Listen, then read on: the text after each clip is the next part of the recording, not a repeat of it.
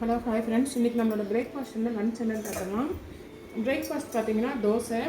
நேற்று தவிச்சு இட்லி கொஞ்சம் இருக்குது, அதனால் அதோடு போட்டாச்சு. அதுக்கு தொட்டுக்கிறதுக்கு நைட்டு வச்ச தக்காளி சட்னி இருக்குது. அது இல்லாமல் கொண்டைக்கடலை முருங்கைக்காலாம் போட்டு புளிக்குழம்பு அதுவும் வச்சுருக்கோம். லன்ச்சுக்கு என்னென்னு பார்த்தீங்கன்னா ஒயிட் ரைஸு,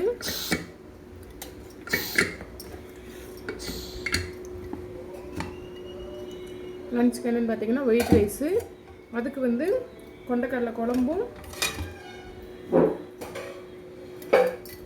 அப்புறம் இது என்னது முட்டைக்கோஸ் போட்டு பொரிச்சது, அப்புறம் சுண்டல் வேறு தாளித்து வச்சுருக்கேன், அப்புறம் போண்டா ஒரு 6 வடை வேறு சுட்டு வச்சுருக்கிறேன்.